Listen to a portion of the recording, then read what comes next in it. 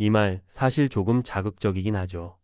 그런데 은퇴 준비나 은퇴 후 삶의 관점에서 보면 꽤나 공감 가는 이야기이기도 해요. 요즘은 100세 시대라고들 하잖아요. 60세에 은퇴한다고 해도 이후 3040년을 버텨야 하는데 우리가 그동안 모아둔 돈이 턱없이 부족하다면 놀 수 있는 시간은커녕 당장 생계를 위해 일해야 하는 상황이 올 수도 있거든요. 제가 이 문장을 듣고 처음 떠올린 건 난 혹시 지금 너무 여유를 부리고 있는 게 아닐까 하는 생각이었어요.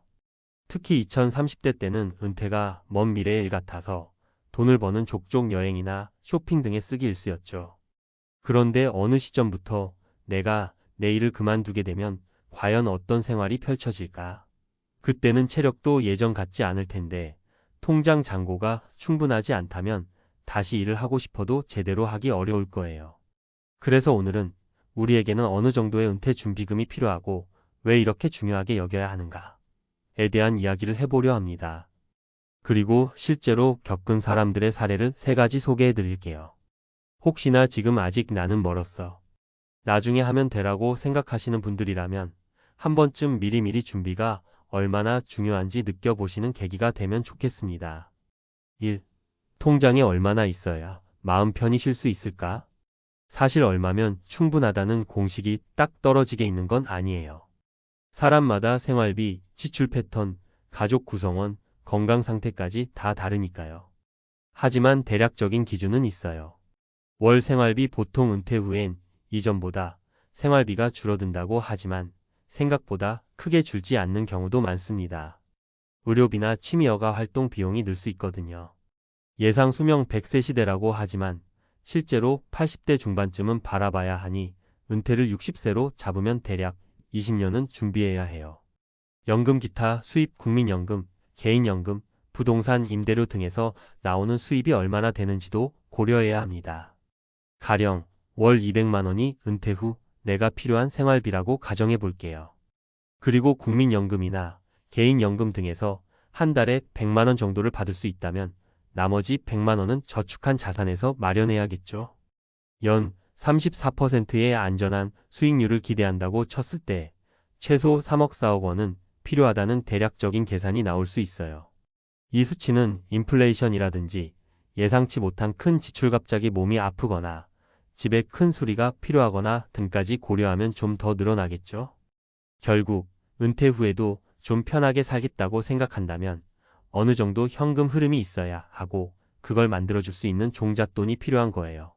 그런데 이 정도 준비가 안 된 상태에서 마음 편히 논다, 현실적으로는 쉽지 않을 수 있다는 얘기죠. 2. 사례 1. 경력이 단절된 50대 주부, 준비 없이 닥친 위기. 제 지인 중에 50대 중반의 주부가 계세요. 원래 20대 후반까진 직장 생활을 열심히 하셨는데 아이 낳고 키우느라 경력이 끊겼죠. 남편분도 대기업을 다니다가 희망퇴직으로 퇴사를 일찍 하셨어요. 문제는 그때 받은 퇴직금으로 장사를 한번 해보겠다며 무리하게 창업을 했는데 예상보다 빨리 망한 거예요. 이분 부부가 평소에 여행도 자주 다니시고 소비도 꽤 자유롭게 하셨는데 막상 소득원이 끊기고 나니 통장에 남은 게 생각보다 얼마 되지 않았어요. 목돈이 확 빠져나간 후에야 우리 모아둔 돈이 별로 없네 하고 깨닫게 된 거죠. 게다가 재취업도 쉽지 않았어요. 나이가 있으니 큰 기업에서는 잘 뽑질 않고 중소기업을 알아봐도 월급이 훨씬 적더라는 거예요. 아내분도 경단 경력 단절 상태라 재취업 자체가 거의 불가능했고요. 결국 어떻게 하셨냐면 원래 살던 아파트를 팔고 조금 작은 곳으로 이사 가셔서 남은 차액으로 생활비를 충당하시다가 또 막히니 동네에서 간단한 파트타임 일을 하시기 시작했어요. 남편분은 일용직으로 일하시면서 조금씩 수입을 벌고 계십니다. 솔직히 60 넘어서도 이렇게 고생할 줄은 몰랐다고 하시더라고요. 이 사례가 주는 교훈은 미리미리 모을 수 있을 때 모으자입니다. 남들이 여행 갈 때 나도 따라가고 좋은 곳에서 외식도 즐기고 싶은 마음은 충분히 이해가 되지만 은퇴 후에는 과거의 지출 습관이 그대로 발목을 잡을 수 있다는 거죠. 3. 사례 2. 적게 벌어도 틈틈이 저축한 40대 직장인. 반면에 또 다른 분은 직장 생활을 오래 했는데 연봉이 그렇게 높은 편은 아니었어요. 중소기업에서 근속 15년 정도 하셨는데 세후로 월 250만 300만 원 정도 받으셨다네요. 그런데 이분의 생활 철학은 10만 원을 벌어도 1만 원은 저축한다였어요. 즉 평소에 소비 습관을 아주 타이트하게 만들었던 거죠. 분수에 맞게 살면서 적은 급여 속에서도 주식이며 적금이며 재테크를 꾸준히 하셨어요. 정말 대단했던 건 40대 초반에 어느 정도 목돈을 모은 뒤에 작은 오피스텔을 매입해서 월세를 받기 시작한 거예요. 직장 월급은 생활비와 추가 저축으로 돌리고 월세 수입은 다시 재투자하거나 비상금으로 모아두었죠. 그렇게 10여 년을 살다 보니 지금은 작은 부동산 수익이 몇 개 생겼다고 하시더라고요. 이렇게 돈이 만들어내는 돈을 조금씩 늘리다 보면 나중에 은퇴했을 때 매달 100만 원 정도는 고정적으로 들어오니까 조금 더 버티면 되겠지 하는 안정감이 생기는 거예요. 일단 은퇴 후에도 일정한 현금 흐름이 있는 상태면 내가 놀고 싶을 때 어느 정도 놀 수 있는 여유가 생기잖아요. 사실 이렇게 은퇴를 준비해 두는 게 정말 중요합니다. 통장에 이 금액도 없는데 놀 생각부터 하면 안 된다는 말은 결국 우리 미래의 시간과 자유를 위해서 지금 어느 정도는 희생해야 한다는 뜻이기도 해요. 4. 사례 3 은퇴 후 취미활동만 하며 사는 60대 부부. 마지막으로 제가 개인적으로 부러워하는 60대 부부 이야기를 해볼게요. 이 부부는 50대 중반에 둘 다 함께 은퇴하셨어요. 남편분은 중소기업 대표로 오래 일했고 아내분은 프리랜서로 활동하면서 자녀 교육비도 잘 마련하셨대요. 무엇보다 대단했던 건 현역 시절부터 은퇴 후에 할 취미를 미리 고민하면서 그 비용까지 따로 모아두셨다는 거예요. 예를 들면 골프를 좋아해서 골프 비용, 둘이서 유럽 배낭여행을 꿈꿔서 해외여행 경비, 또 봉사활동이나 지역사회 강연 같은 사회공헌 활동도 미리 계획해놨죠. 그리고 은퇴 후에는 정말 그 계획대로 차근차근 즐기고 계시더라고요.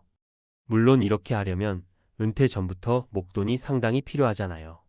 그래서 이분 부부는 수익의 최소 30% 이상을 꾸준히 저축 투자했고 주식이나 부동산 등으로도 분산 투자를 해서 은퇴 후 통장을 좀 탄탄하게 만들어 두셨대요. 이게 가능했던 건 지금은 좀 덜 쓰고 나중에 확실히 즐긴다는 공감대가 부부 사이에 강하게 자리 잡고 있었기 때문이래요. 특히 부부가 함께 재무 설계를 했다는 점이 인상적이었죠. 혹시라도 혼자만 아끼고 모으자고 외치는 게 아니라 둘이 뜻을 맞춰 지출 습관을 맞추고 실천하니 훨씬 효과가 좋았던 거예요. 5. 노는 것도 좋지만 먼저 통장을 살펴보자. 결국 통장에 이 금액도 없으면 놀 생각 말고 일부터 하세요. 라는 말은 단순히 돈 없으면 당장 일해. 라고 야박하게 하는 소리가 아니에요. 우리가 지금 충분한 준비 없이 마냥 소비하고 휴식만 추구한다면 머지않아 큰 후회를 할 수 있기 때문이죠. 은퇴 후 삶은 생각보다 길고 예상치 못한 지출도 분명히 생기거든요. 그리고 한번 준비가 안 된 상태로 늦게 시작하면 체력도 떨어지고 재취업도 힘들고 여러 면에서 더 어려움이 가중될 수 있어요. 그렇다고 해서 무조건 하루에 14시간씩 일해서 죽도록 모아라 이런 식으로 해석할 필요도 없어요. 중요한 건 지속 가능한 방식으로 미래를 대비하는 자금을 만들어 두는 거예요.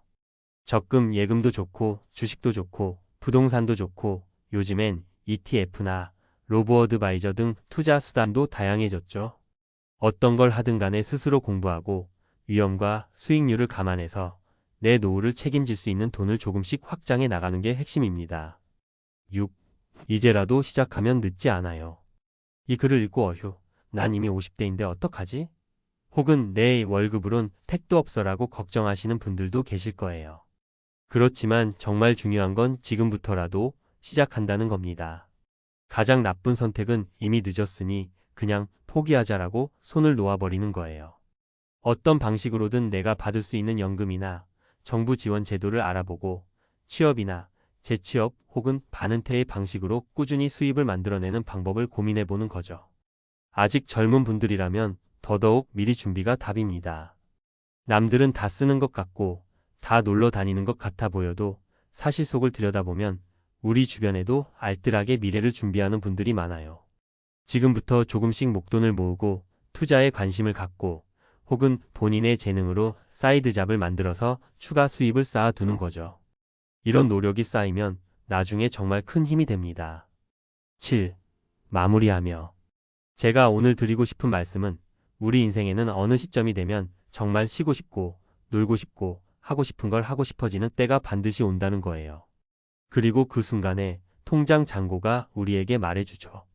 그래, 이제 좀 놀아도 되라고 해줄 건지 아니면 아직은 부족하니 더 일해야 해라고 말할 건지. 은퇴 준비나 은퇴 후 삶이라는 게 생각보다 훨씬 길고 복잡하긴 하지만 한 가지 분명한 건 준비된 자에게만 진정한 자유가 주어진다는 거예요. 그러니까 젊을 때 혹은 아직 소득이 있을 때 꾸준히 조금씩이라도 저축하고 투자하면서 미래를 설계하는 게 정말 중요해요. 여행, 외식, 쇼핑, 문화생활. 지금 누리는 즐거움도 포기하긴 어렵겠지만 그렇다고 은퇴 후 즐길 자유를 통째로 포기할 순 없잖아요. 오늘 소개한 3가지 사례를 기억해 보세요. 늦게 깨닫고 후회하신 50대 부부처럼 살지 않을 수 있고 40대 직장인처럼 적은 돈이어도 부지런히 저축해 나중에 더 큰 자유를 누릴 수도 있어요. 아니면 60대 부부처럼 일찌감치 부부가 손잡고 같은 목표를 그리면서 살 수도 있습니다. 선택과 책임은 결국 각자에게 달렸어요. 다만 우리가 한 가지 꼭 마음에 새길 건 지금 당장은 크고 멋진 삶을 못 살더라도 미래에 더 큰 행복을 누릴 수 있게 해주는 게 바로 준비된 통장이라는 거예요. 그래서 통장에 이 금액도 없으면 놀 생각 말고 일부터 하세요. 라는 말이 단지 겁주려는 문장이 아니라 오히려 우리에게 행복한 은퇴를 위한 뼈아프지만 꼭 필요한 일침이라고 생각해 주시면 좋겠습니다. 결국 행복하게 놀기 위해서도 편하게 쉴 수 있기 위해서도 일단은 통장을 살찌워야 한다는 것. 오늘부터라도 다시 마음을 다잡고 준비해 볼까요? 저는 지금이라도 시작하면 절대 늦지 않다고 믿습니다.